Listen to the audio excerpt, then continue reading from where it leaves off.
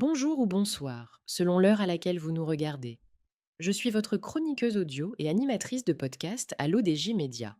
Aujourd'hui, j'ai l'honneur de vous lire fidèlement une chronique signée par Azedine Benani. Cette chronique s'intitule Vers un cadre national d'intelligence artificielle responsable au Maroc. Elle nous plonge au cœur d'un enjeu majeur. Comment le Maroc trace sa voie vers une intelligence artificielle souveraine, inclusive et responsable.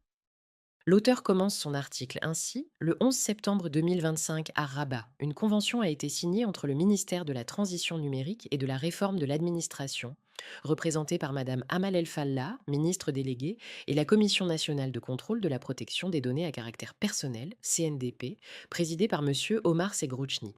Cet accord, qui porte sur la mise en place d'un cadre national pour une intelligence artificielle responsable, s'inscrit dans une dynamique de souveraineté numérique que j'ai appelée de mes voeux dans mon livre L'intelligence artificielle au Maroc, souveraineté, inclusion et transformation systémique, ainsi que dans mes différentes publications et interviews.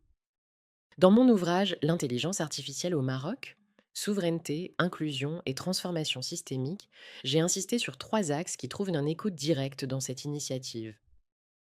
1. La souveraineté numérique. L'IA ne peut être réduite à l'adoption de solutions importées. Elle doit être construite autour de nos propres référentiels culturels, linguistiques, juridiques et organisationnels. Le choix du Maroc d'impliquer la CNDP traduit une prise de conscience essentielle. La maîtrise des données et leur protection constituent le socle d'une IA souveraine.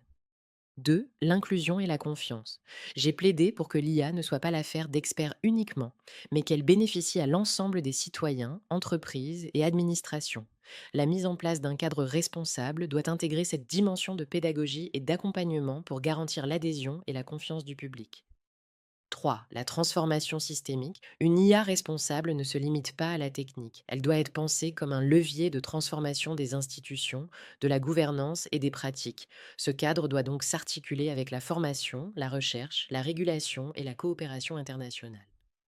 Dans mes articles, mes publications et mes interviews, j'ai également souligné plusieurs zones de vigilance. Le calendrier et le financement, une stratégie ambitieuse exige des moyens clairs et durables, sans quoi elle risque de rester symbolique. La gouvernance, il faut définir qui assume la responsabilité des décisions prises par les systèmes d'IA en cas d'erreur ou de dérive. Le capital humain, développer un LLM marocain ne se décrète pas. Cela suppose un investissement massif dans les compétences locales et une articulation entre universités, start-up et institutions publiques. La cohérence systémique. L'IA doit être alignée sur les priorités nationales, éducation, santé, culture, environnement, plutôt que de répondre à une logique purement technologique ou opportuniste.